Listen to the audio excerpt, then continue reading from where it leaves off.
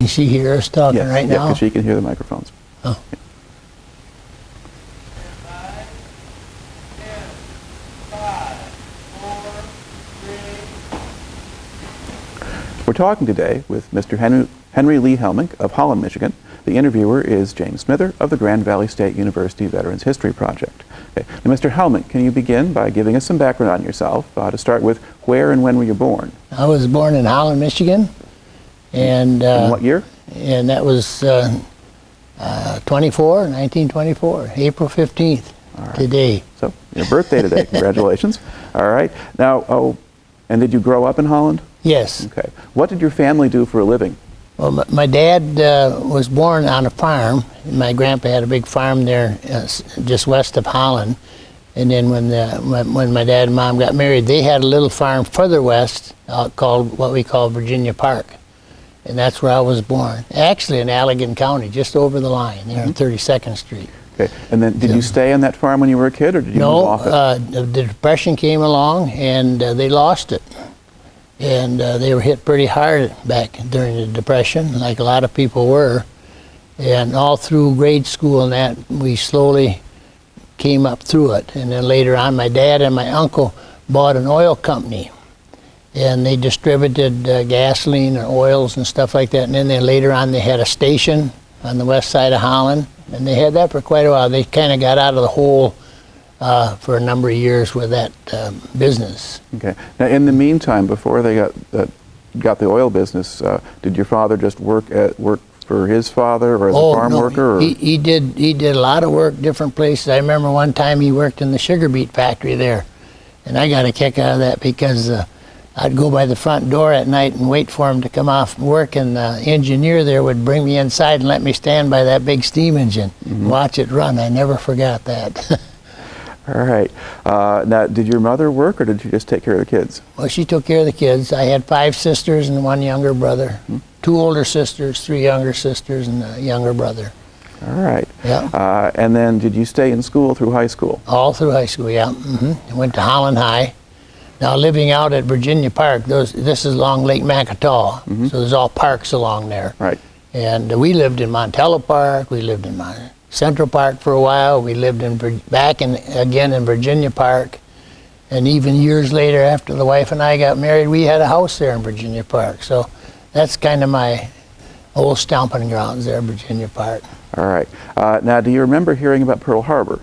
Oh, yes. I can remember very well because we were at Virginia Park, and Mom called us in outside, my sister, one of my sisters, and my brother and I, and she said, the president's going to be speaking. So we were in the living room, and she was sitting in a chair, and he talked about the day of infamy. President Roosevelt, we heard the whole speech, and I said to my mom, I said, I guess and I was a junior then in high school, I said, I bet you know where I'm going to be next year. She said, don't you talk like that. She was a little bit upset about that. Okay, so she was worried about I'm sure that most mothers were. But I wasn't thinking of it so much like that, but I remember that real well. Okay. Now, at this point, were you figuring on enlisting, or? No, not at that point. Because, see, I was still a junior in high school. But through high school, some of us guys talked about that, some of my buddies and that. And then finally, when we did finish high school, one of my real close friends and I decided that we were going to go. They had a traveling unit that was going to be in Muskegon. And we decided that we'd go up there and see if we could enlist in the Air Corps. And we said, if we don't make it, we'll join the Navy. Because we didn't want to be in the foxhole. All right, you figured out that much also. Yeah, we didn't want to be a doughboy. I don't know what they called them then, but GIs usually, I guess. GIs then. That was later too, I think. Yeah. But we went up to Muskegon, and I made the tests, and Sonny didn't. He was 1 point off on his written, and they said you can come back in 6 months and try it again, and which he did, and he had bad luck with it again, and he finally joined the Navy, and then we parted. I didn't see him all during the war then. Okay. Now you graduate from high school in June of '42. Yeah. And then, when did you actually do this initial testing and so forth? I actually did that in October. Okay. Yeah, I worked that summer. In fact, we had big machine shop set up in the girls' gym at Holland High. They brought in all new equipment. The government set it all up, and a number of us guys said, hey, this ought to be fun. So I went through that whole course right there in high school. And then later on, I got a job with Bone Aluminum and Brass in Holland as a tool and die apprentice, because I went to that school. But at that time, then it was in October, I enlisted. And one night, the superintendent came by my bench and he slammed down the Holland Evening Sentinel. And he says, why didn't you tell me about this? And there's my picture in there. It was already in the paper that I was going to be called. And that's the first he knew about it. I never told anybody there. And he acted like he was upset because he only hired me a few months before. Right. And I said, well, we got to go. Yeah. They said, they made the call. Now, And was this kind of job one that you could have gotten a deferment for and stayed working there, or would the men who were working there get drafted? I suppose it was the kind of job I could have stayed, because they were making bearings and stuff there for engines, and I'm sure that was a very vital part of the war later. Right. Now, again, I didn't get into that at all. My mindset was such that I had to do my part, and I was always building model airplanes and stuff, so I had a strong liking for aircraft, and I thought, well, this may be an opportunity as well. Okay. Had you ever been on an airplane before then? Yep, my dad came right up here to Grand Rapids one time at the airport, and my brother Cease is younger, and we got a ride in an open biplane at the airport. Never forgot it, because I remember when he cut the engine on final approach, and all you could hear was the wind whistling through those guy wires out there. And Cease and I sat in the front cockpit there, and we had a ball. And I always loved my dad a lot for letting us do that. Right. But that was my first airplane ride. So you kind of had the bug. I mean, the Air Corps was the place to go. Oh, yeah, I had the bug, yeah. Now, when did you actually report for duty? I was called in January 27th, right around in there.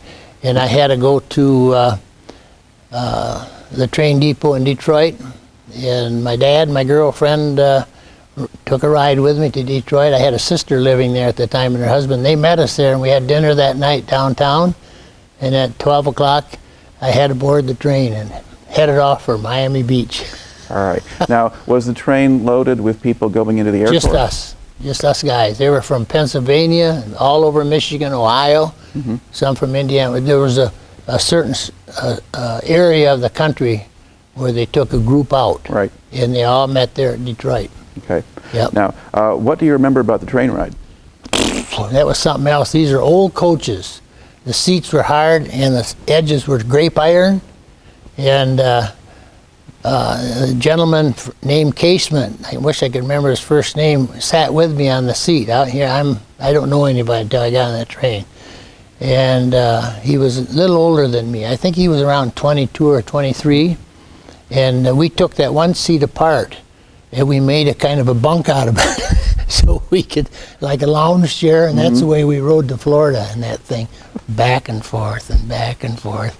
It was rickety, to say the least. Now, did the train go pretty well straight through, or did you have to stop a lot? No, we stopped the next morning. We stopped in Cincinnati, and they had a big, beautiful auditorium or depot there, and they were prepared for us. And the Army made arrangements, and we had breakfast there. And I remember we had a real nice breakfast in that big cafeteria there, and then we got back on the train and went.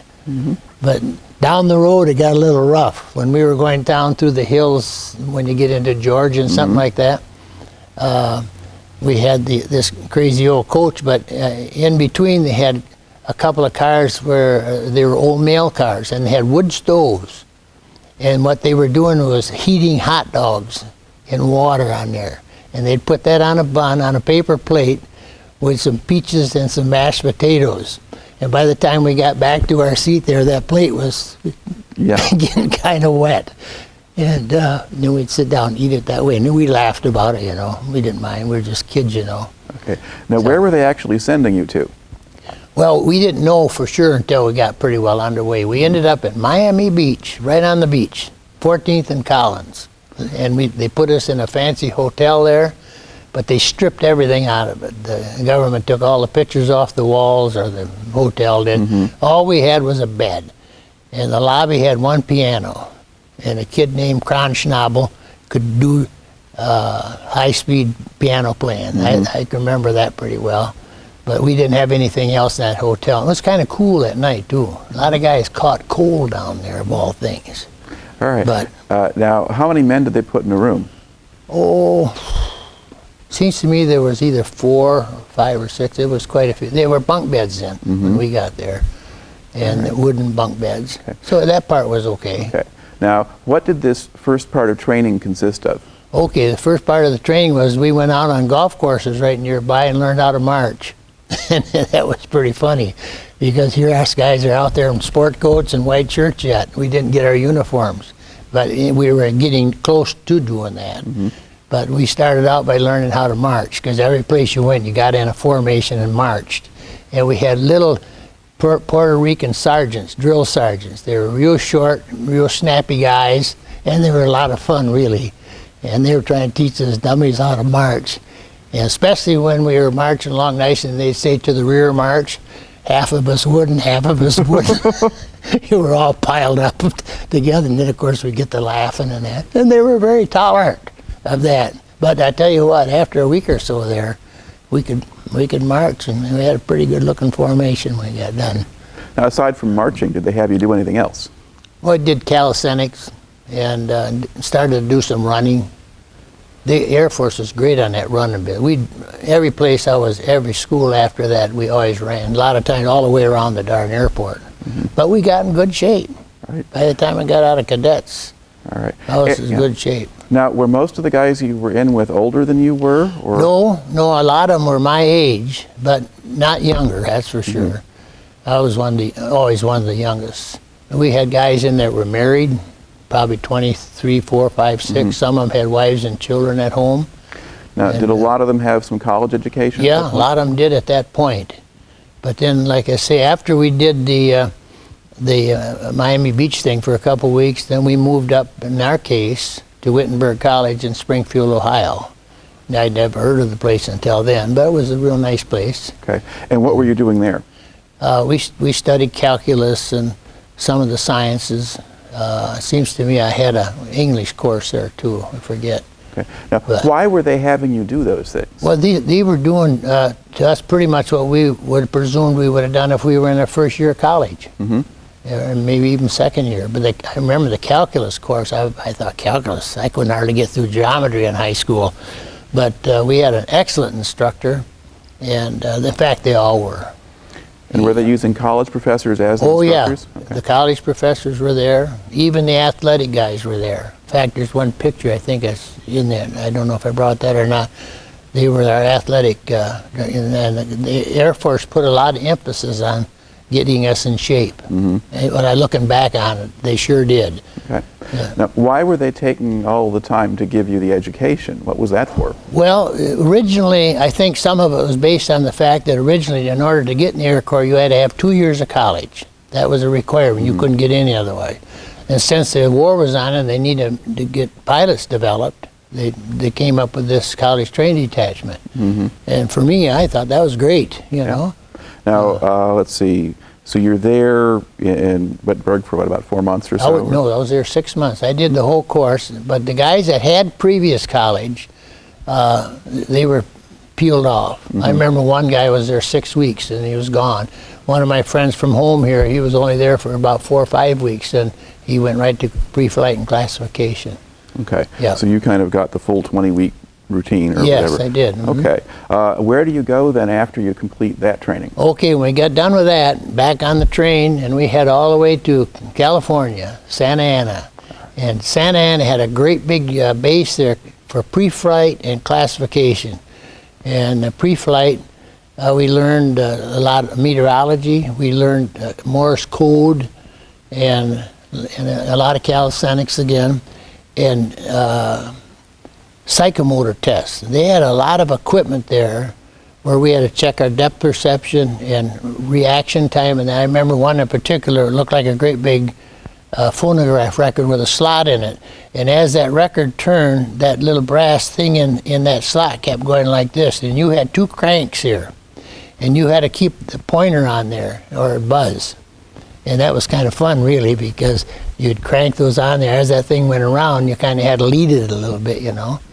And that was one of the tests I remember very well, because that was so unusual. So we had a lot of different tests like that to check our reaction time, and then we learned how to identify aircraft. We had to do that in a fifth of a second. We see a Japanese Betty bomber, we had to know what it was, just like that. All the German and Japanese airplanes. I guess so I knew all those airplanes just by looking at a little picture. Right. Yeah. Now, what was the purpose of all of this? What were they trying to do at this stage of your training? Well, this is all preparation to your actual flying. If we eventually are going to end up in combat conditions, these are things that you had to know, especially flying an airplane. They're a complicated machine, and there's a lot of things that you learn that become second nature. Then you get to be part of the airplane, and if you feel like you're in a turn, you see it. You don't have to think about that. I mean, you just correct it, just much like driving. You know, you learn to do that by reflex. Are they also trying to sort out which people are going to be pilots and who will do other things? That's right. And a good point. The classification center was just for that purpose. A lot of the guys, we'd sign a request sheet, what we wanted to do, and we had a choice, but didn't mean that you was going to get it. And of course, I chose to be a pilot. Thank goodness I got that. One day, I forget how many weeks it was. I know we were doing a lot of work. I even went to night school to learn Morse code with all the rest of them. It was a bugger. Dot, you know, dot, did. And anyway, one afternoon when we broke ranks, we'd go into the barracks, because then there would be a note on our sack, and to see what we made, what classification, and it said my name on there, and I was going to be going to pilot training. Some guys went into navigation training and Bombardiers? Bombardiers, right. But see, those all required commissions, so those guys that went that route got a commission too. And now, were there people who didn't qualify for any of those? I mean, were there some who were washing out at that point? yeah, I think there were, but you know what? Since we never really got closely acquainted with a lot of our buddies in the ranks there, they disappeared, and we never even knew. I know even guys that started training that got washed out due to some problem that they had. Like if they're in pilot training, they might end up being an engineer on a bomber and a gunner. And next thing you know, they're heading off for gunnery school. Right. And they end up on a B-25 or a B-17 shooting a couple 50s on top. But we felt bad for them, but for some good reason, apparently they didn't make it. That was that classification deal. Right. Okay. Now, this lasts about 4 months or so. We were there a number of weeks. I may have even wrote it down. Like you wrote down 17 weeks here. 17 weeks, yeah. That was a long period of training there, Santa Ana. Okay. Now, have you gotten to go home at all yet, or have they just been moving you around? Until I finished cadets. Okay. So what's your next stage then? You've done pre-flight and classification. Okay, yeah. Now we start primary flying training. And I, with a group, went to Tucson, Arizona, and Ryan's School of Aeronautics had a school out there on a private field west of Tucson, out in the valley. And they had the PT-22s, like I showed you that one picture. It's a low-wing, open cockpit airplane, looks like a little racing plane. In fact, the original Ryan was a racing plane. And then with the Air Force, they developed this trainer.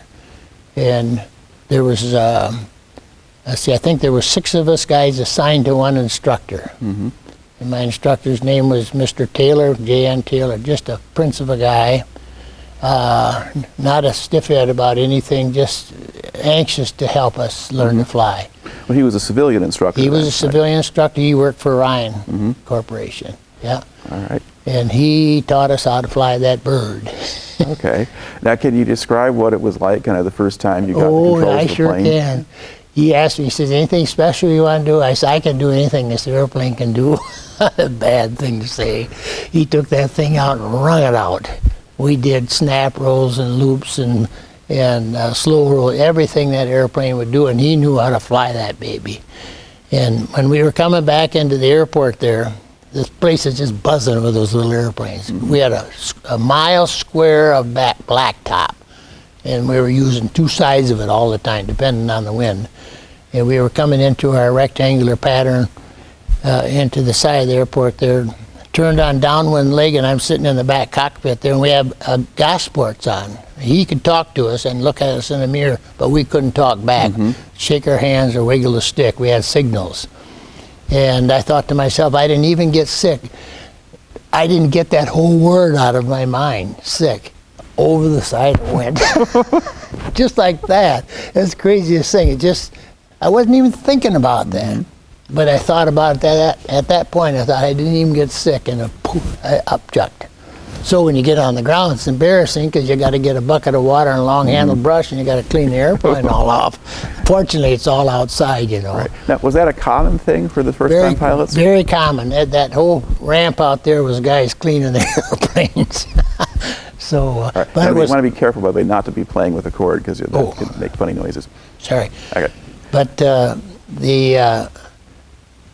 I don't know, some guys never got over it. I had a very close friend at home that later became in the Air Force, and he told me, and even though he got all the way through, he said he upchucked in everything he owned, his shirt pocket, his hat, his bags, everything he could carry. He said he always got sick. I said, how did you get through? I know how he got through. He was a straight A student in high school and real sharp. He ended up being a lawyer years later and everything. He was a real sharp kid. And that's how he got through. But as far as flying and enjoying it, he did not do that. Worth a toot. All right. Now, did you have a good time generally with that stage of training? Oh man, yeah, it was exciting all the way. We had ground school instructors that were fabulous. We went, for example, we flew in the morning one day and had ground school in the afternoon the next. Always squeezed in some calisthenics in between there and meals. But the following day then we just reversed that. But our ground school instructors tied right into our flight training, and they were really good. I mean, to this day, I've always cherished the excellent job they did. All the instructors were just fabulous, enthusiastic, knew what they were talking about, could really make a point, and you didn't come out of that classroom that day without knowing exactly what they taught us that time. And it was all regards to flying. Okay. Now, were the days pretty full between studying and working out and training? Well, yeah, we had manuals and stuff that we had to study. We usually did that after supper at night. And we talked a lot on our bunks about what we did that day. All right. Now, once you complete that primary flight training, what do you get next? Okay, the next one then is called basic. I never could quite understand that term basic because it wasn't basic. But it was a bigger airplane. It was a low-wing Vultee, and it had a big canopy on it, two pilots. And I remember one day, one of the Air Force pilots, for some reason, he was an inspector actually, he came into the Ryan Field there, parked the airplane, and my instructor got permission from him to give us guys a tour of that plane because that's going to be our next bird. And I can remember sitting in that front cockpit the first time, and you could look way down. The belly was way down there. It wasn't right on your feet. Right. It was way down, like I call it the basement. And there's runners for your feet. That was the floor. But this thing is just loaded with instruments. So this airplane now is going to be used to learn to fly instruments, learn to fly night flying. You got to have instruments first to learn to fly at night. And we flew formation flying in that, and cross country. We started doing a lot of cross country work. And once we checked out in it as single pilots, then we could fly those on different trips and training, Okay. Now, where were you flying out of when you were doing that? That was at Bakersfield, California, and the field was Minter Field. Now, was this another civilian airport? Or No, that was strictly Army, and that was a good question. That suddenly became more military. We left the civilian kind of aspect of flying in primarily with those civilian pilots. We got to Minter Field. Our pilots then were all Air Corps guys, Army Air Corps guys. And they wore uniforms and that. We got a lot more military approach to everything, yes sir, no sir, formations and all that stuff. Suddenly we were in military school, it seemed like. But the airplane was so interesting. That part was really great. Yeah, it was a lot of fun. A lot of fun flying formation. Okay. And, Now, when you're in these schools, whether the civilian school or the military one, did you get any time off anywhere? Could you go off the base or do anything? Yeah, in Tucson, we were there. Well, we did in Santa Ana too. We got off base there. I think after 2 or 3 weeks. I remember going into LA with some guys. One of the fellows there knew a young lady that lived in LA, and she came out there with her mother's big Packard convertible. We got a ride into town with her. That was the first time we got off base. But otherwise, we didn't get off base much. Right. And Tucson, I remember a couple of weekends in town, but there wasn't much to do there. Right. Nice place though. Okay, so you're going to get through, and sort of each of these sessions is about 8 weeks or so. So now we've made it kind of into early February of '44. What's your next stage after basic flight training? Okay, the next stage then is what they called advanced. We ended up going back to Arizona, down to Douglas, Arizona, on the border of Mexico, and that's south of Tucson. So we're flying over country. We were already kind of familiar with the big sororio cactuses all over the place, and you can see wild cows and wolves out there occasionally. So that's where we learned to fly the twin-engine airplanes. And what specific model were you flying at that time? We're flying a Cessna UC-78. We called them a bamboo bomber. They were made out of metal tubing with fabric covering on them, but real nice airplane. They were fun to fly, and they were very good for what they wanted us to learn, multi-engine management, you know. And, of course, doing a lot more cross-country flying, a lot more instrument flying, because when we finished there, we had to pass an instrument test, which would be required once a year, again, as long as we were on duty. And I took my instrument test in another airplane. My instructor happened to be a squadron leader. He was a captain, and Captain Rennie, a peach of a guy.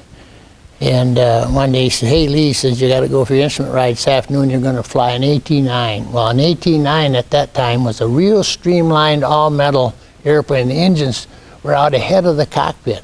It was really neat compared to that UC-78. So he went through the whole cockpit procedure with me, and I taxied out and flew it, and put the hood on, and did the instrument procedures that was required. And I passed the test, so when I got back, I got my card. You used to get a little white card that said that you were released for instrument flying. Okay. Now, had you flown that plane before? Nope. It's first and only time I flew that particular airplane. Okay, Yeah, well, a pretty good test then. Yeah. Now, as you're going through these different stages of training, I mean, were there safety problems or accidents or things that took place? Not with me. I was fortunate. Everything always purred like a kitten. Okay. But were there accidents that took place while you were training? I'll tell you probably an interesting one.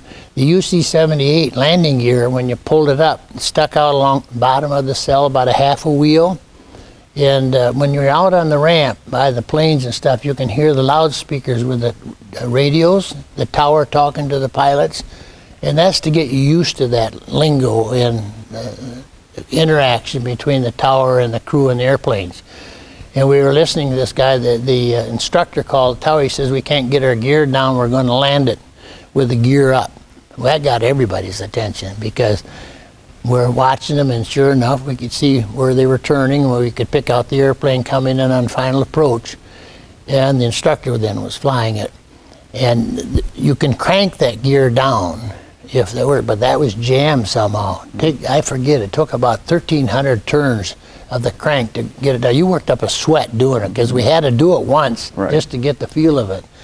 But they couldn't get that down. And he came in, and he had wooden propellers on this particular one. Some of those planes had steel props, and they were controllable pitch. Some of them had wooden props. We called them twin-breasted cubs.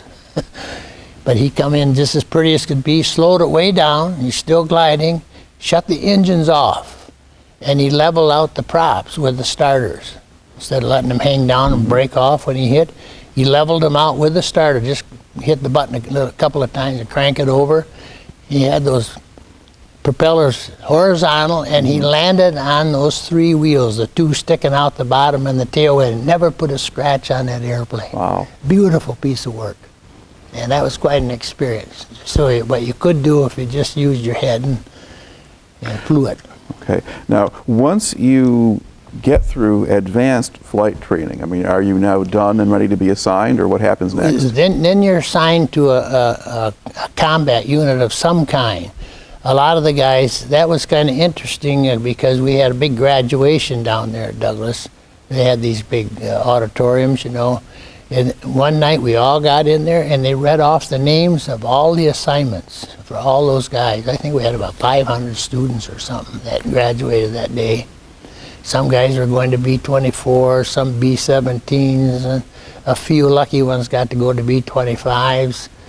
And why are you lucky to get a B-25? oh, that's a lot better airplane to fly than a big old B-17. It's twin engine. Mm-hmm. I'll tell you a little bit about that if you like. Yeah. But they named off all, there's a lot of ooh and an ah going on in there. But those are what we call transition then. Mm-hmm. And whoever went to a particular, say went to B-24 school, they would go to some base in the country and learn how to fly a B-24. Now, in my case, there were 7 of us guys were held back. We were going to be instructors in B-25s. Mm-hmm. We never flew a B-25, but they brought some B-25s in there, and they had already been on the field. We heard rumors that they're going to change that field over to a B-25 training base. Mm-hmm. Well, lo and behold, there were 7 of us that were going to be assigned to that outfit. We thought, well, that's pretty neat. And that lasted for a couple of days, and one afternoon we were walking off the flight line and the loudspeakers blaring. He said, called out my name and the other guys to report to the headquarters building. And we went right over there, and doggone here they hand us new orders. Boom. All of a sudden things are changing. But we had to go to Louisville, Kentucky. We were assigned the Troop Carrier Command.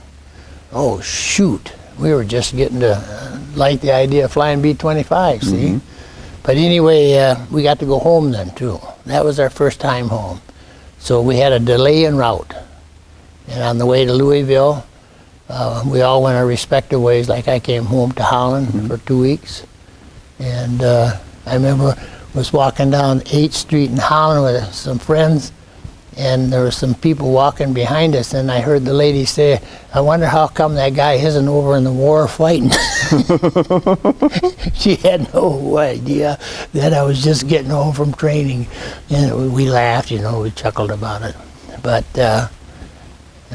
from there, anyway, after we got down to Louisville, we had other orders. We got to the desk there, and the sergeant says, you guys are on the move again. And we read them, and we had to go to Syracuse, New York. Well, fine. The government's footing the bill, you know. We got on the train and went to Syracuse, New York from there. And in Syracuse, then we settled down. And they had DC-3s there, C-47s. Right. So we all learned to fly. Well, there was a whole bunch then, Right. coming from all over. We learned to fly the C-47s. All right. And Now that's what we call transition. mm-hmm. Okay. Now, what was it like to fly a C-47 as opposed to the other planes you've flown up to Oh that man, point? you're talking big airplane now. Those had 1,000 horsepower engines, and they weighed probably about 35,000 pounds. And I don't know what they weighed loaded, because I never pulled one loaded. And it was kind of fun because we flew up around Lake Placid and we learned to fly low-level flying. We started to be trained to fly in Burma, and we didn't know it. Right. Had no idea where this was going to end. But we were flying on the treetops up there. We were dropping logs out of the airplane in jungle clearings, bundle dropping they called it. We'd fly over the spot, and we had to guess where that log was going to hit, push the button, and the crew chief back there would shove a log out, and we hoped we hit that white circle down in that clearing. We practiced that quite a bit up there. And this was all up around Lake Placid, beautiful country up there. Okay. And then we did a lot of night flying. We did formation flying with those airplanes, learned to fly them with single engine, stuff like that. Now, did they have you fly sort of relatively close to mountains or in between hilltops or things like that? Or Well, up there was hilly. yeah. Yeah, so we were doing this. We call it lawn mowing. We were right on the treetops all the All time. right. And they just have you do this for just a couple of months up there, right? I mean, that's just... Yeah, yeah, we weren't there too long. And then one day we all got orders to report to Louisville, Kentucky. Hey, now we're going back to Louisville again. Right. Well, when we got down there, we found out why. We're going to fly C-46s, so we're going to change airplanes now. They built those right there. One of 3 plants was in Louisville called Stanford. They built the Curtiss C-46 airplanes there. And they had 6 test pilots there. And those guys checked us all out in the C-46s. We had quite a few hours flying with those guys before we got checked out. Okay. Now, what's the difference between a C-46 and a C-47 in terms of just type of airplane? Airplanes all rated on horsepower. And the C-46 had 2 Pratt Whitney engines there, 2,000 horsepower apiece, where the C-47 had 1,050 horsepower engines. And the C-46 fully loaded weighed 50,000 pounds. In other words, it could carry 10 to 12,000 pounds, where the C-47 could only carry about 6,000 or 7,000 pounds. Okay. Quite a bit. And it had a 109-foot wingspan. It was a big airplane. Like the picture you see it looks like a big airplane. Right. It was a big airplane. But it was a good one. It was really good. It was built well, and those big engines were very reliable and very powerful, and proved to be an excellent piece of equipment. Okay. So by the time you get through all of this training now, I mean, you've been in the service for Quite a while. for about 2 years at this point. Did you think maybe the war was going to end before you got into it? No, we never thought about that. We always wondered where we're going to end up. Well, then one day we finally found out. In fact, when we went to New York, that's when they formed the 4th Combat Cargo Group. And they had 4 squadrons, 13, 14, 15, 16. I happened to be in the 14th Squadron. And we finally ended up in Louisville, finishing up there, and then we were going to be assigned overseas. And we had picked up 100 brand new airplanes in Fort Wayne, Indiana. That was an Army Air Force base there at the time. And I got a brand new C-46, had 4 hours on it.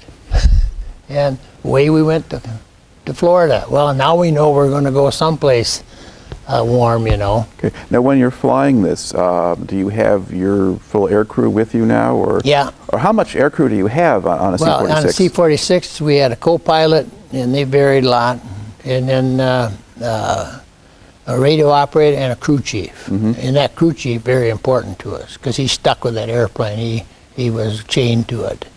And these are guys that we got to fly with, and if we had some rapport, liked each other, we'd ask for that certain person. So before I even went to Fort Wayne, I had a guy picked out, and when we got the airplane, I asked him if he wanted to chief it. And he said, man, yeah. So and then we picked out a radio operator that he got along with real good. Right. And then, like I said, I never knew who I was going to have for a co-pilot. That varied. So, Okay. So now would the co-pilots sometimes sort of take over pilot duties, or yeah, do that, we all flew. I flew a lot of co-pilot missions in training. All right. So, So basically, they send you down. You pick up your plane in Fort Wayne, then you head down to Florida.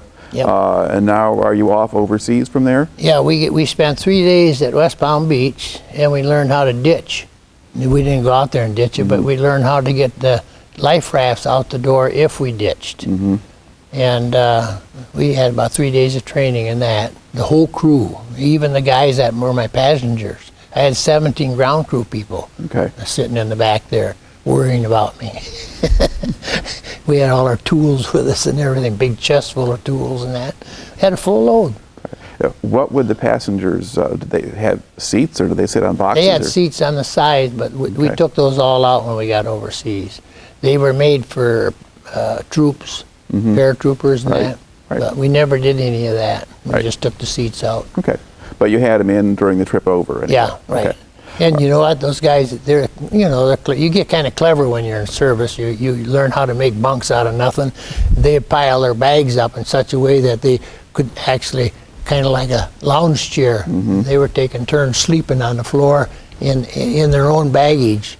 So, Okay. Now, where are they sending you to now? okay, after the third day, we took off for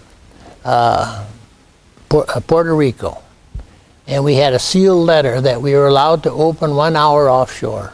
Oh, that's interesting. I don't know if they had to depend on us to do that. Well, we did. An hour offshore, we opened it up. There's where our orders. And that told us we were going to go to Karachi, India. And by then we figured out with briefings that we had with our squadron leaders what protocol was going to make as we went over. Okay. So what was your itinerary? You go over Okay. Puerto Rico, and then Yeah, what? went to Puerto Rico, which was an unusually beautiful spot. And then we flew down the West Indies to British Guiana. And then we went a little further west in Brazil, and we landed in a place called Belém. And this is after you cross the equator and the Amazon mouth. So we became what? Scorpions or some darn thing, you know, like the Navy does. And we spent a night, each place, spent a night in Belém. And then from Belém, we went to Natal, Brazil, on the point of sticking out in the Atlantic Ocean there. We spent an extra day there because the engines had 25 hours on them then, and they pulled what we call a 25-hour inspection. So my crew chief and the ground crew guys were real busy checking everything over the spark plugs and all that stuff, making sure all the fuel lines were nice and tight and all the electrical stuff was working properly. And a few of us guys went into the little town there, paid a visit, but I don't hardly remember anything about it because there wasn't much to it. Right. It's all jungle there. Right. That part of South America is just green. You know, it's just all jungle. And so there's not much to see. All right. And from Natal, where do you go next? And then from Natal, that's the tricky one. Then we fly to Ascension Island in the middle of the Atlantic Ocean. And we had a navigator, by the way, on board. We did our own navigating all the time, except when we flew over that ocean, and he used a section. The C-46 had a bubble in the top of the cabin, and he could stand right inside the bubble and shoot the sun and refer to his charts and book, you know. And he would try to keep charting a heading all the time for us. One time, it was a curved route. Our intended route was a straight line, but we actually went a little south of it, as much as 40 miles. At the center of that arc before we finally got to Ascension Island. So it was very valuable navigating he was doing. And we had one plane following us all the time. I had a guy on back of me all the time. He didn't have a navigator. He had to watch our airplane all the time. Stay with it. It wasn't a close formation, but just, you know, a few hundred yards. And that's the way we got over there. We did that all the way to India, 2 airplanes. Okay. But the navigators, once they got to Africa, and then from Ascension Island, we went to Accra, Africa on the Gold Coast. Then he went to sleep. Right. And he was glad to get to Karachi because then he was going to fly back to the States. But that's all they did. Yep. They made those ocean hops. Okay. So you get to Accra, and so you get to Ghana, and then from there, you probably cross Africa then? Yeah, went right through Central Africa, South Central Sahara, through a place called Badugri, and spent a night there. Now we're talking about 1,000-mile flights, you know, a few hours each way to spend the night. Then from Badugri in Central Africa, we went to Khartoum. That was where the Red and White Nile meet. We spent a night there, and it was kind of interesting too, because the people on the ground there, they changed. Like in Accra, they were very black. The natives were real black-skinned there. And then when we got into Badugri, they were more Arab. They wore the thicker woolen robes, you know. And when we got to Khartoum, he was definitely more Arabian. And we spent a night there. And then after we took off from there again, we went to around Aden, southern Arabia there. We couldn't fly across it because they said there were headhunters out there, and if a plane crashed, you never came back. So we had to stay over the water. We flew off the coast. There's a little island well up the coast there going northeast, and it's called Masera Island. It was a British base. And we landed there and spent a night there at Masera Island. Now we're getting close to Karachi, because the next day after that, we flew to Karachi, India. And that was Thanksgiving Day of 44. So how many days total was that trip then? 13. All right. 13 days. Were you getting pretty tired of it by then? Nah. It was just a new adventure every day? The Sikhs were comfortable. It's always new adventure. You know, to tell you the truth, my whole experience during the war was a big adventure. I didn't get shot, I didn't get hurt, I didn't crash. Everything worked out fine. So it turned out really to be a great adventure. And I don't know if how many of the rest of the people felt like that. I know there were older guys that had wives and kids at home worried about whether they're going to make it back, and that was justifiable. But my ties, I was a single guy, and I had a girlfriend back here, but and my parents, of course, and my family. But I don't think I worried about that probably as much as some of the older guys did. Right. Now, when you get to Karachi, is that just another transition point for you? Well, interesting, when we landed there, then at those bigger fields there, they had jeeps and stuff with signs on there, follow me. But they'd pick you up, take you someplace. You had to go to operations or mess tent or something like that. Well, in this case here, the guy said, hey, you guys, you're lucked out. He says, we're having turkey dinner today. It was Thanksgiving Day. Right. And we had a full-fledged grandma-style turkey dinner in the tent. It was excellent. That was a good meal then. We hadn't been eating all that good on the way over. And so then after dinner, we got back in the airplane. We had fueled up while we were eating, and we took off, and we flew the rest of the way to Sylhet. So that was a long day from the time we hit Karachi and then fly all the way across the country there. That was a long flight. All right. Now, where is Sylhet? That's way in the northeast corner of India at the foothills of the Himalayas. Okay. Just before you get into Burma. Right. That's all hilly country in that area, yeah. All right. And what sort of facility was there? What kind of base was there? Our Army Corps of Engineers had set up a camp there, and they had made big revetments for parking the airplanes. A revetment is like a big circular wall around a turnaround area, blacktop maybe or something like that. Those are made in case we had bombings. It protects the airplanes. And the interesting thing about Sylhet was I called it Skunk Hollow. It reminded me of Little Abner because it was real hilly and trees growing out funny angles, and there was a lot of wild animals around there: monkeys, tigers, panthers, snakes, mongooses. We were sitting on. We had little bashes. There were cement floor buildings with bamboo structure and thatched roofs on them, about that thick. That was our first jungle type situation we had. They were really neat though, really nice the way they were built. There's people over there that work bamboo like we got carpenters here work pine and oak, and they'd make those take those big bamboo poles like that for studs and corner braces and stuff like that. They were very substantial. And but we were over there.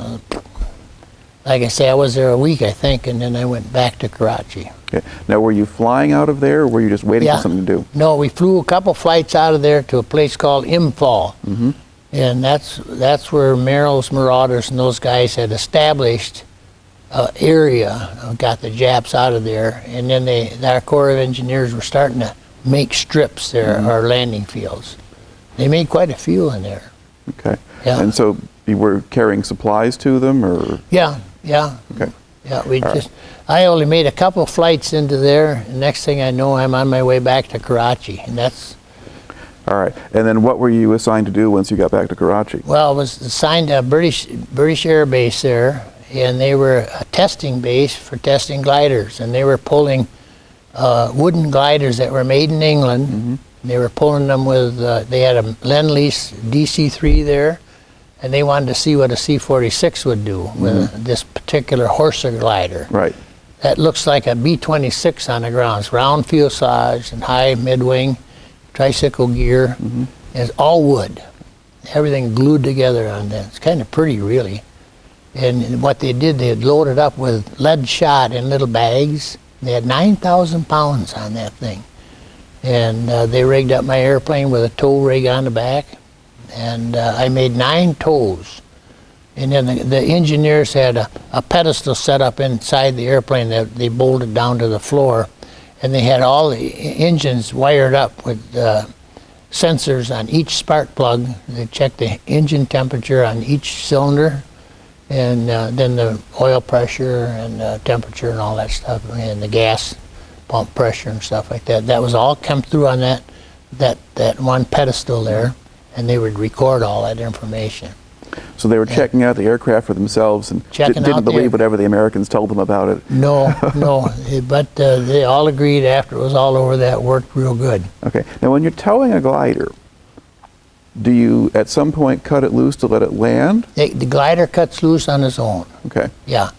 I got to fly in it one day. Mm-hmm.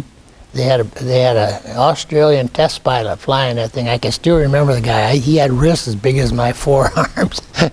Horsing that big thing around, and I guess that's why they call it a horse. I don't know, but they towed us up in the air back of a Halifax 4-engine bomber.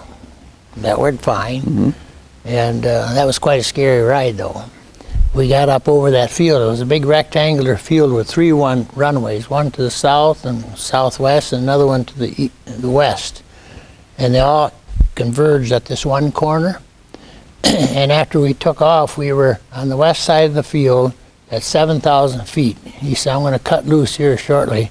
And when he pulled the lever, that rope released, and I can remember, that thing just snapped right up towards the airplane there. You could see the thing snake, but it was really stretched out, big nylon rope, about 1.25 inches in diameter.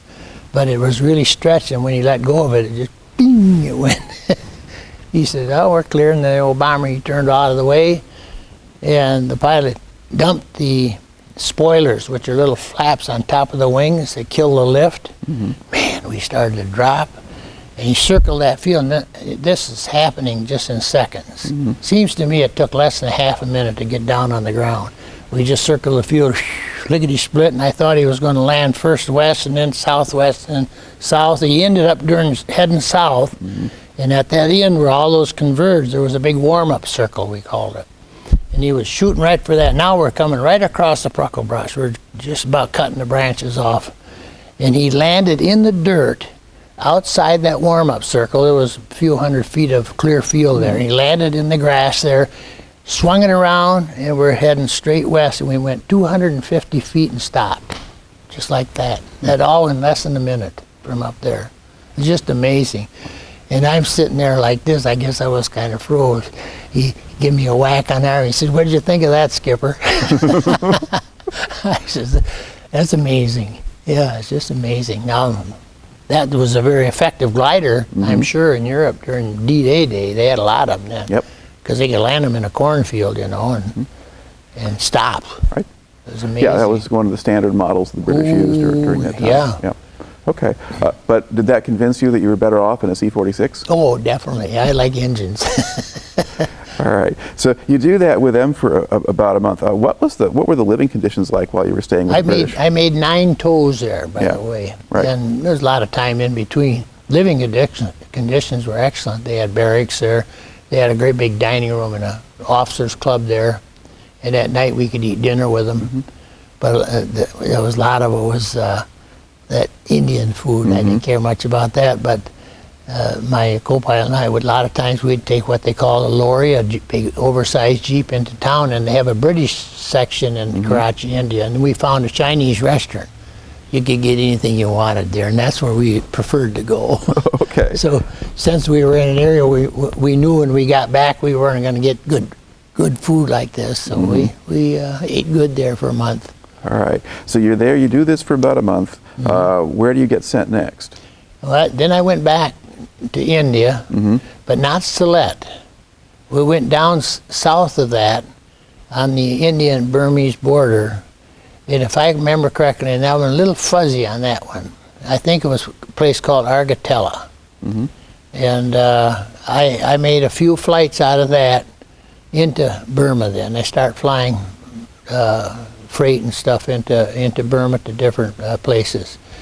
And one of the things I like to tell people about that area was there were some P-38s, that's those twin boom mm-hmm. fighters, were stationed there, and one of the guys had a great big dragon painted on that boom.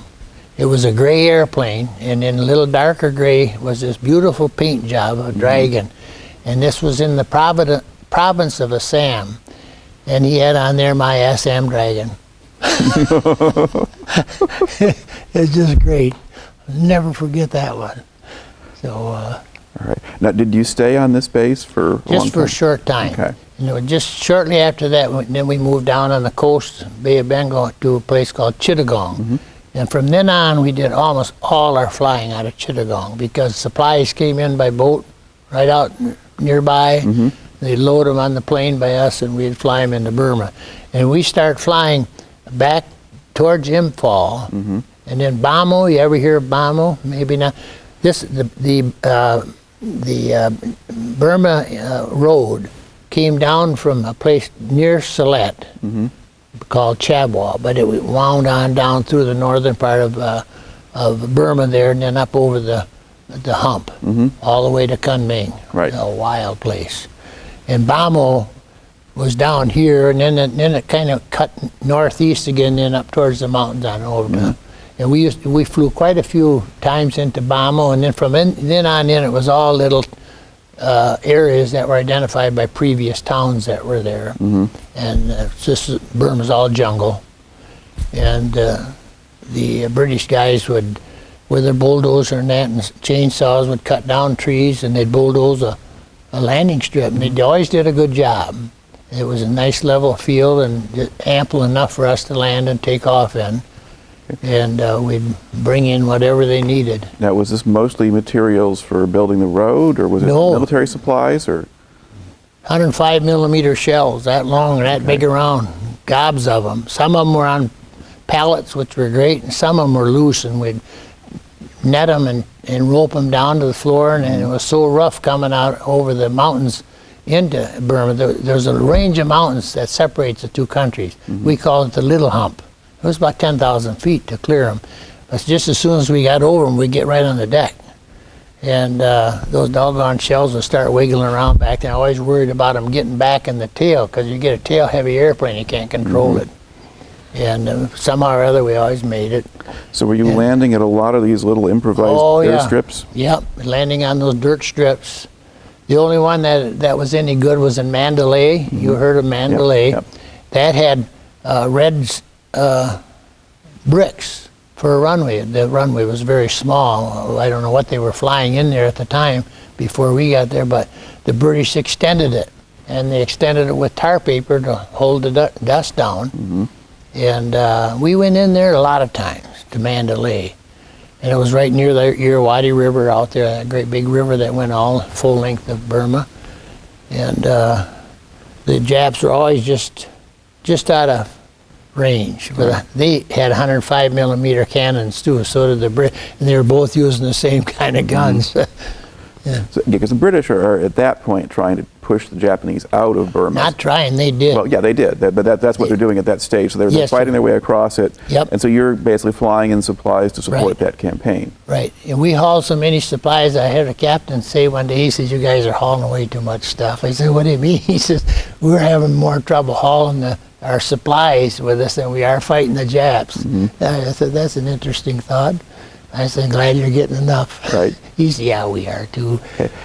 What was the facility like down at Chittagong? What was the base like? Chittagong was, we had bashes there again. We had these nice little thatch roof buildings, but the floors weren't cement there. They were woven bamboo, just like the walls. They're they split that log open and they weave it like a basket.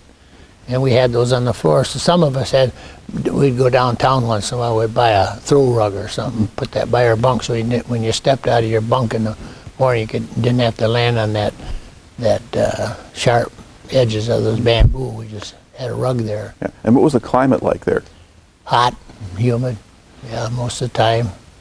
But looking back on it, I don't remember that as being a big problem. Okay. Did you have any problems with bugs or tropical diseases or things like that there? Well, we took shots for malaria, and they had Adabrin in the water all the time, which I could hardly drink. Right. I'm a guy that don't drink much water, and I was lucky.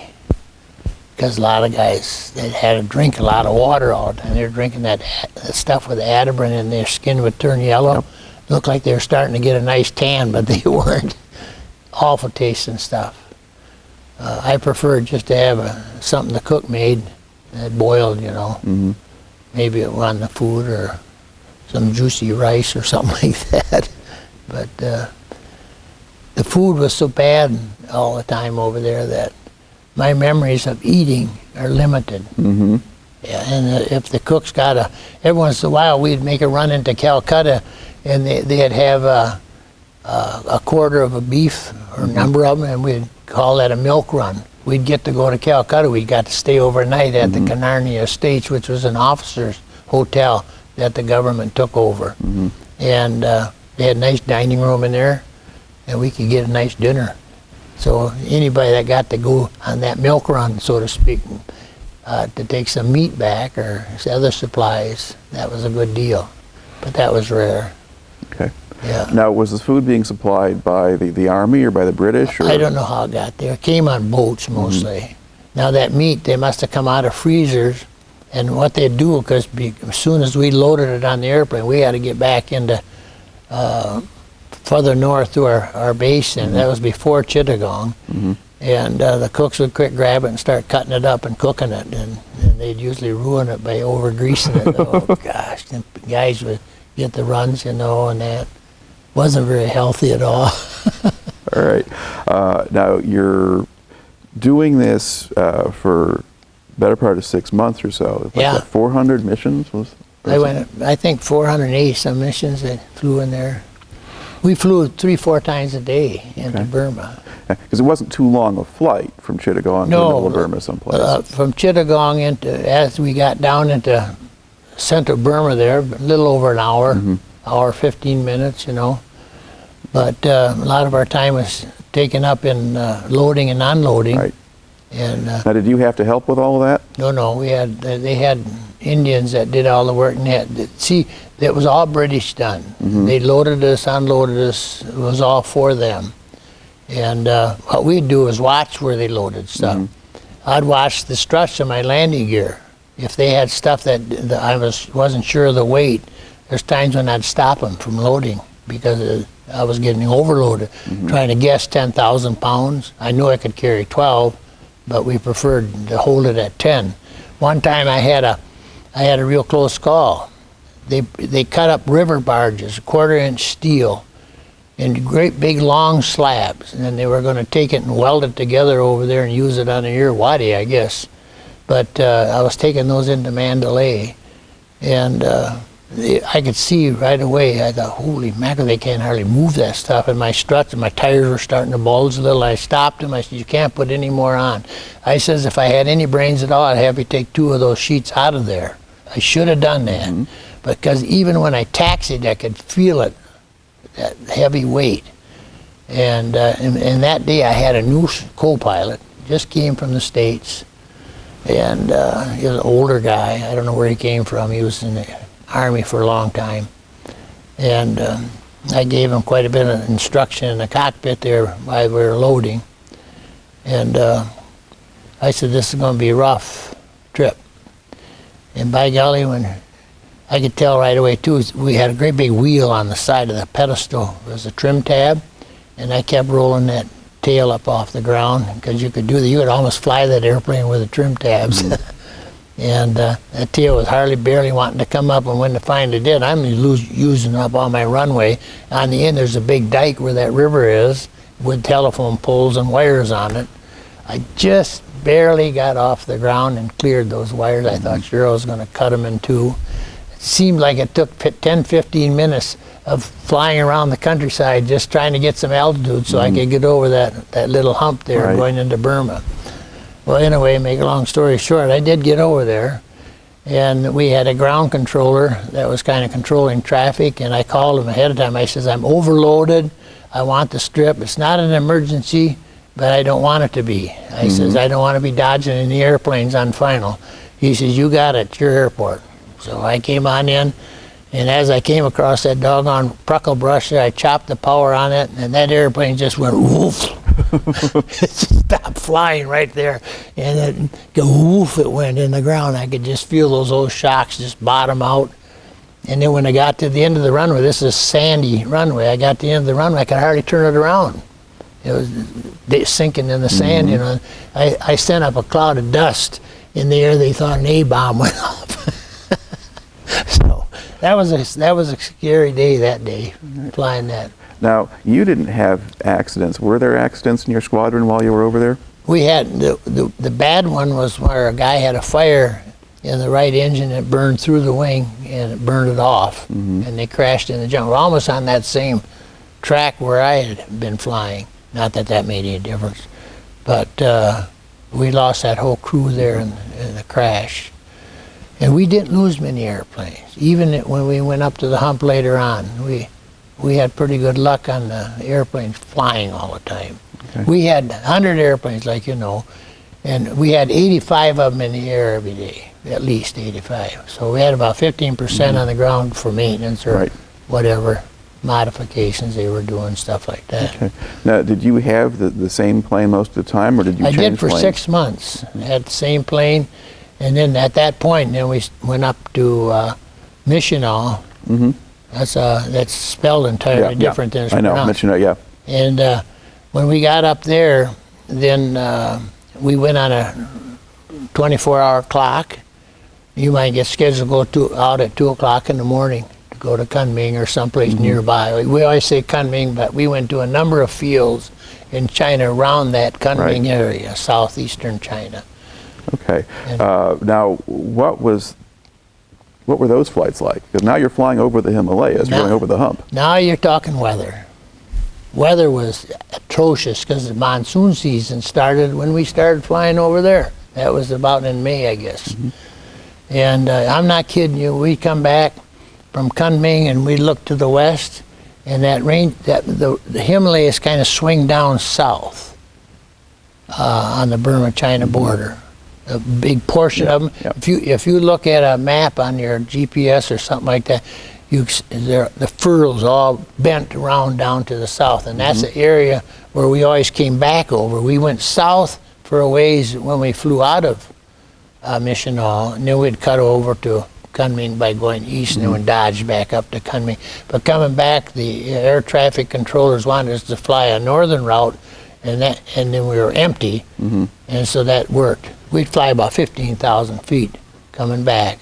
Did you take the southern route going over because you were loaded and couldn't fly as high? Well, it was more difficult, yeah. And but flying empty is difficult too, because as we were coming back, the clouds that were built over that range of mountains there, they go up 60, 70,000 feet high. And just like if you look in a weather magazine, you see a thunder cloud with a big anvil top on it. That's where the wind is blowing it. Well, they'd be lined up there just like soldiers, and then they'd have an opening in the middle. We'd call them saddlebacks. Well, we'd aim for that, but you never make it. By the time you got there, it was rougher than a cob, because you had these extreme downdrafts and extreme updrafts inside. The whole cloud is a mechanism in itself. And you got these extreme updrafts and downdrafts, lightning accompanying it, and you fly into that, go bam, and all of a sudden your airplane's doing about 2,000 feet a minute down. I'm talking rate, 2,000 feet a minute. And you pour the coal on it wide open, you got everything full power, and trying to hold some altitude, you're still dropping. Pretty soon you make it. The next thing you know, you hit this updraft, and then you put the gear down, the flaps down, everything to keep you from going so fast up. Now that lasts for about 5 to 8 minutes through a thunderhead. Right. And you're getting hit, bombarded with ice and hail. You got to watch your wings because they're accumulating ice. I've seen ice collect that big on those leading edges, just like a block of ice. But you had to let it build up for a bit, because if you turn on your de-ice, your boots, which were longitudinal, there was probably 5 or 6 of them laying in there, just like fingers or tubes. If you turned on the de-icer before you hit ice, then it would just build around that expansion, so it wouldn't work. So you waited till you got a good bunch of ice on, then you turn it on, it's gone just like that. It pops it right off, see? By that time, you're probably out of that that cloud. Right. Along with it, you're getting all kinds of static electricity called St. Elmo's fire. The whole windshield will be bordered in sparks, blue sparks. It's kind of pretty, but scary. Okay. And you'll get that on the prop tips, big arcs of static electricity on there. Now, the first time you made this flight, did you get to go as a co-pilot, or were you piloting? I was piloting, but you know, probably one of the more interesting things in my travel over there. All the time I was in the Air Corps, my dad kept asking me on letters if I run into Bud Valnier, another pilot from Holland. I never knew Bud Valnier. I knew he was a pilot because he used to fly with a cousin of mine in Holland, Bob Vannewater.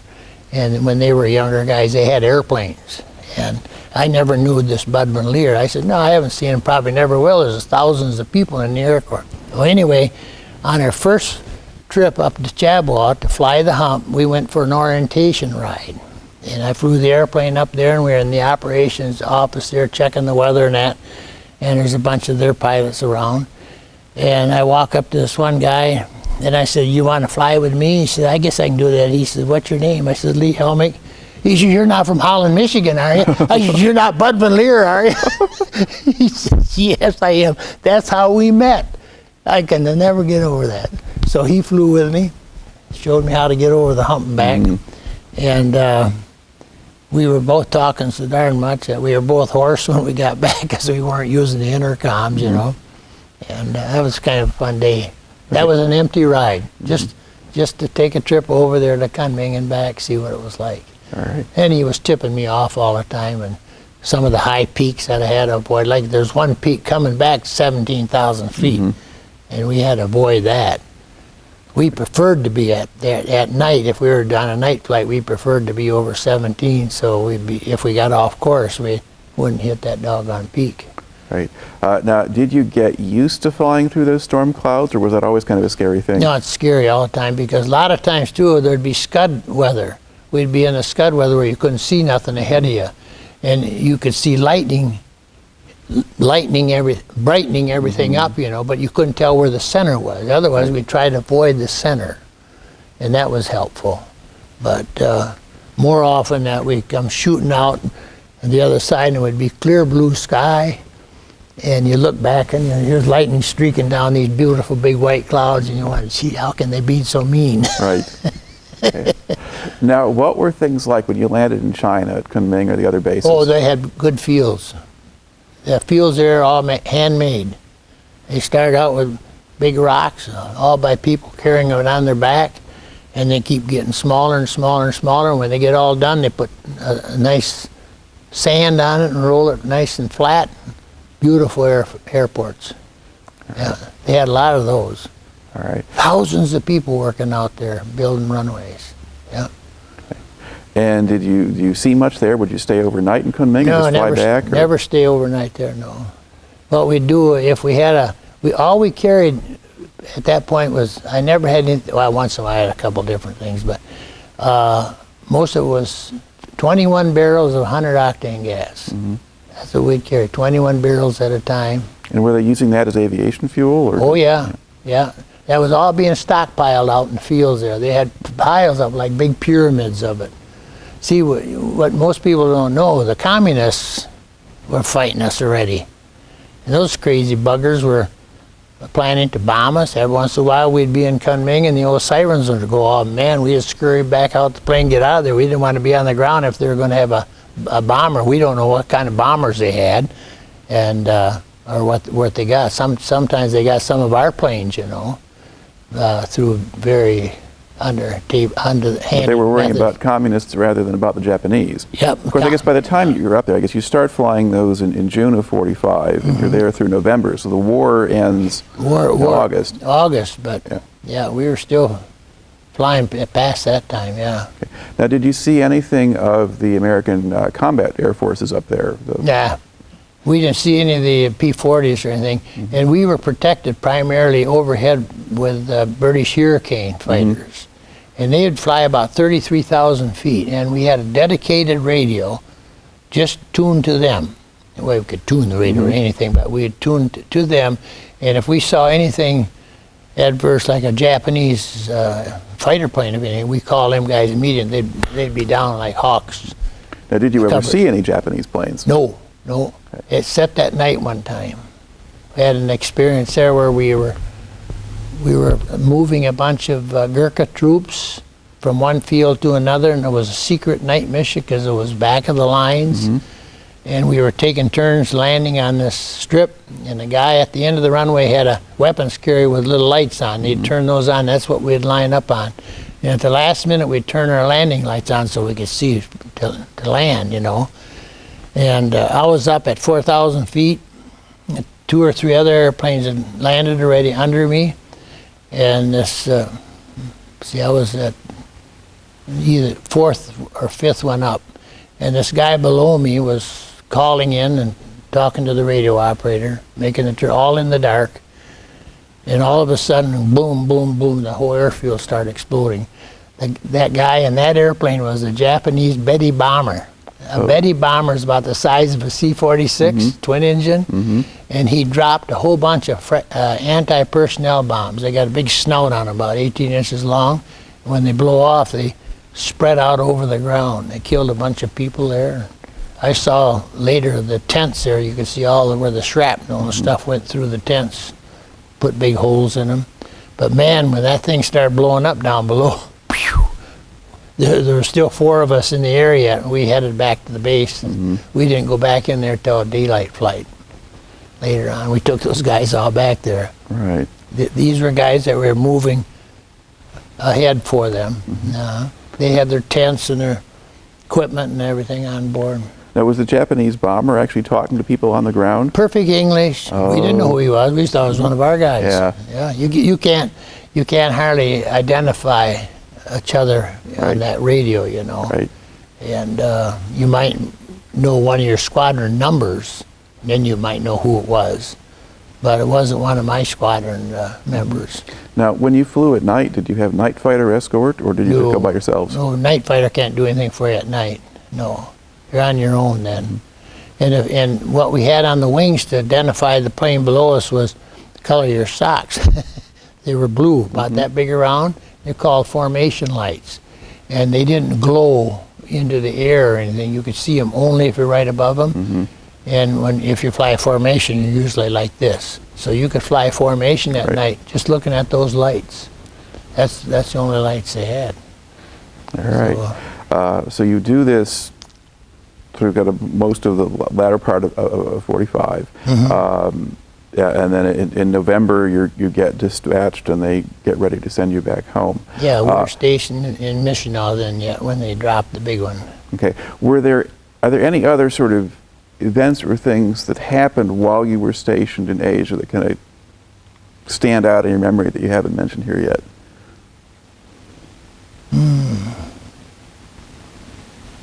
No, I had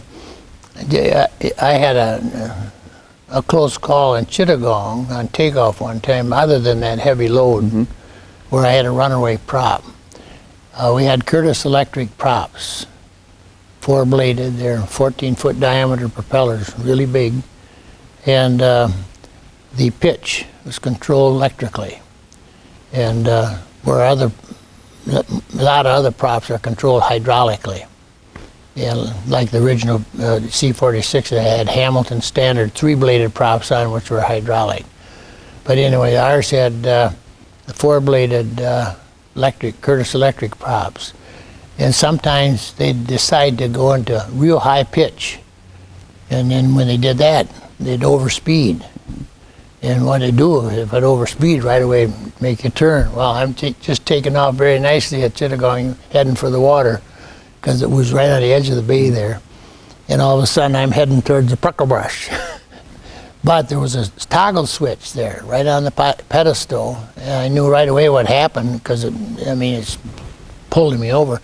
I hit that toggle switch 2 or 3 times, and that brought it back. But I was on the side of the runway, and we had just finished making an all-new concrete runway, and the steel runway was still next to it. But it was muddy, and I had an awful hard time stopping. And I was hitting the brakes one at a time, and that old dirt was the guys in the tower. I talked to them later. They said, you were throwing mud all over the place. and the mud came up through those holes that are in that steel matting, and he said the mud was flying all over the place. I could tell when we got back on the ramp, the whole bottom of the airplane was dirty. You could see my airplane for 2 months afterwards, who it was. Okay. Now, by the time you leave, I guess you get your orders to go home in November 45 or thereabouts. Were men being sent home individually, or did the unit go together? No, we just, all of a sudden, they started hauling us to Chabwa, and by that time we had blown up most of our birds in the jungle there. They blew them up, got rid of them. Okay, so they just left the planes behind rather than bring them back. Put a 500-pound bomb by each wheel, and the Corps engineers, and push a button, and whole airplane disappears. Find aluminum hanging from the trees in the jungle out there. All right. And then what's the process? What we did, to answer that first question, though, we flew to Chabwa, and then we stayed. I remember you got there late in the afternoon, and we went to a dinner tent and had some chow.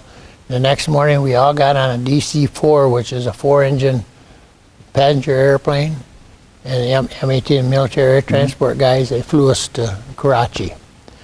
So we had a bunch of guys on that load. I don't know how many now, but that's when we flew to Karachi to get on the boat. How many airplanes it took to do that, I don't even know that either. All right. And what kind of boat did they put you on? A general class troop ship. And that was the first day I got to see Mount Everest, by the way. It was a clear, sunny day, blue sky, and we could see that great big old mountain on that whole trip. We flew across central India, and you could see that mountain there just like a pile of salt. And there was 3 of them, you know. There's 3 mountains there. But Mount Everest, from our viewpoint, was in the middle. Right. It was a beautiful sight. Yeah.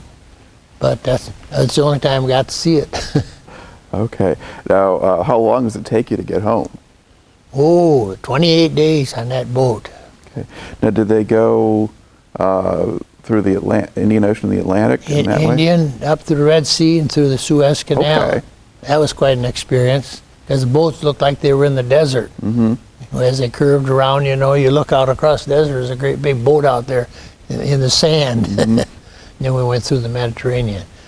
Now, believe me though, after we got in the Atlantic, that was more harrowing than any experience I had over there in India. We had a North Atlantic storm, and it had 40-foot waves, and we didn't know if we were going to make it. That boat was a creaking and a bending and everything else all the way across that Atlantic. It was bad. But we made it, and we got in New York Harbor on New Year's Eve, Christmas Eve. Parked right next to the Queen Mary. We went ashore, and they took us over to Fort Dix and got rid of our foot lockers and our bags. And we commandeered a cab with a bunch of us, and we went right down to Times Square, and we had a great big dinner in a fancy restaurant there.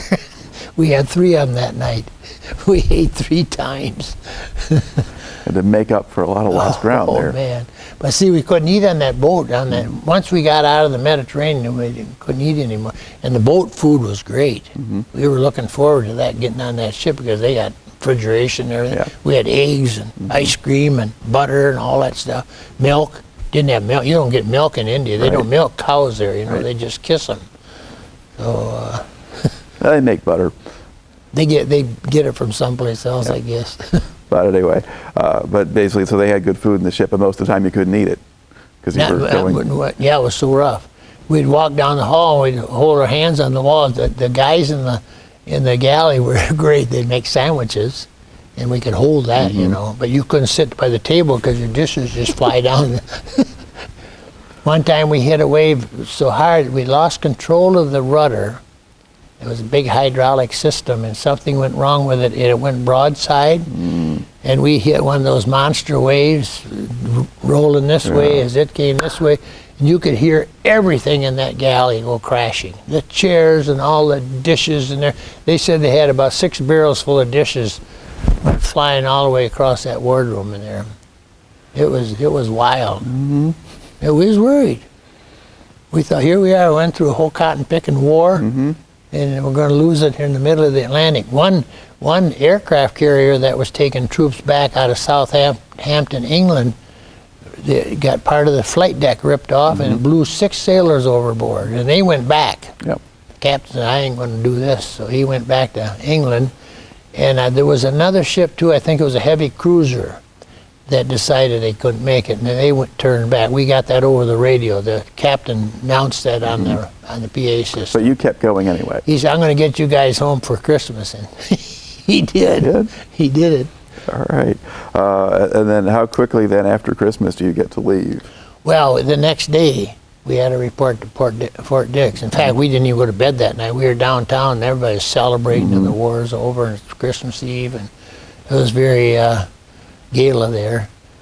And we went to Fort Dix and got on a train, and then I went to Indiana, Camp Atterbury, and that's where I got discharged. Right. Yeah. Okay, and so when you actually get home?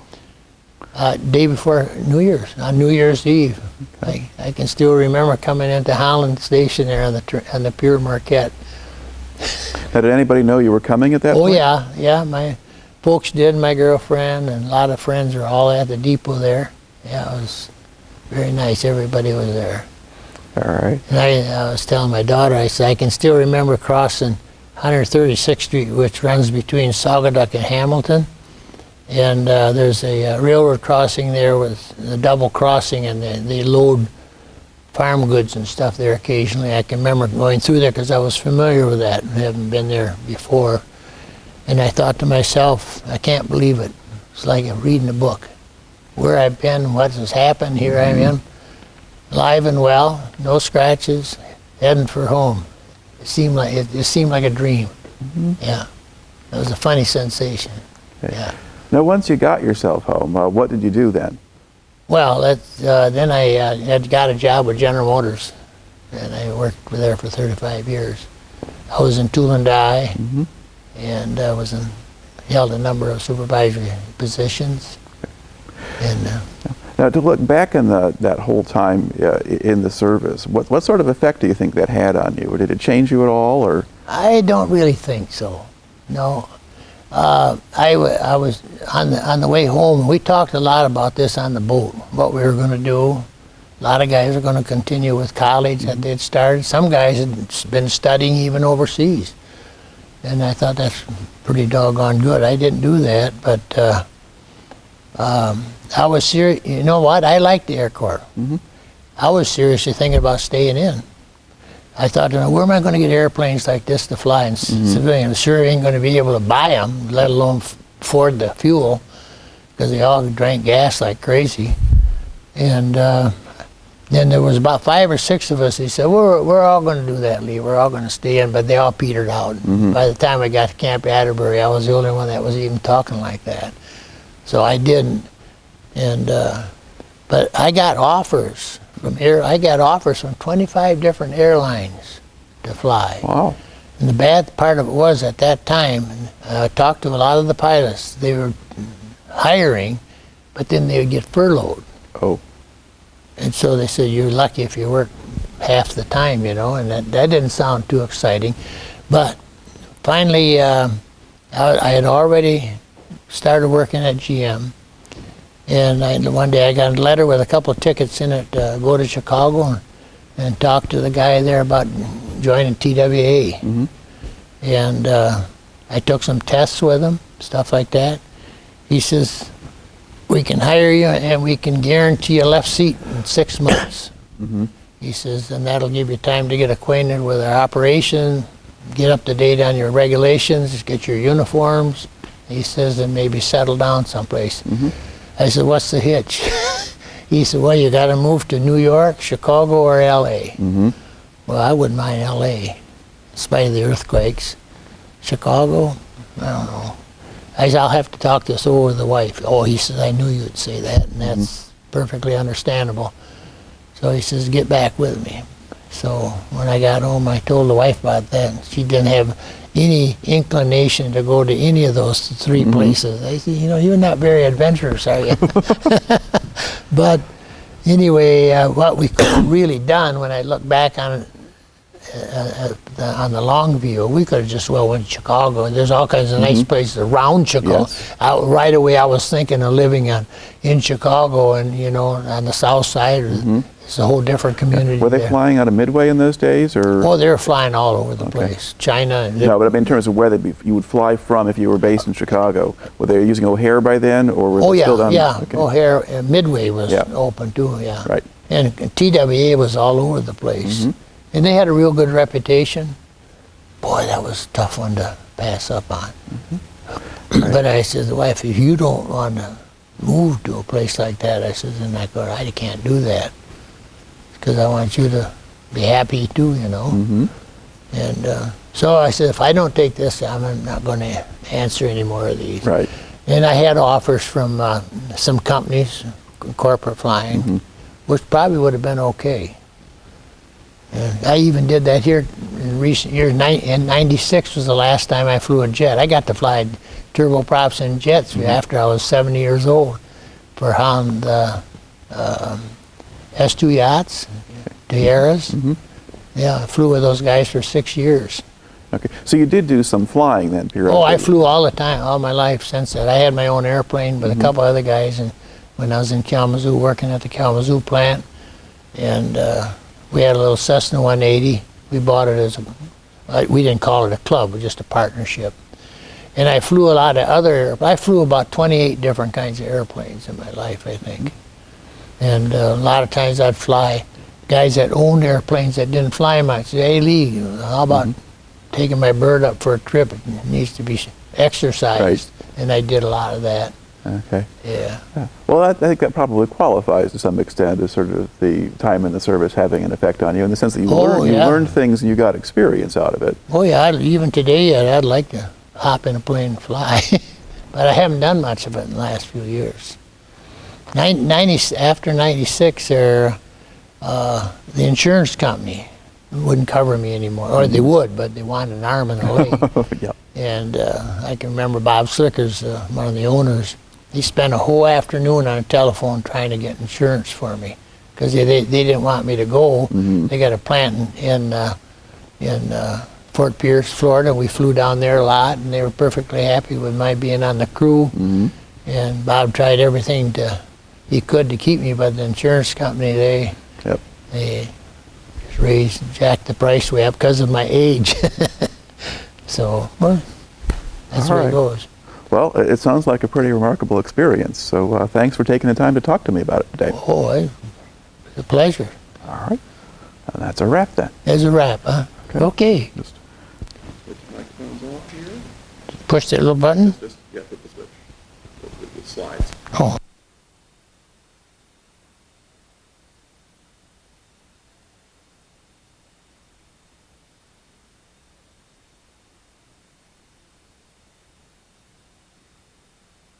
Push the Well, maybe. It'll go, that's the on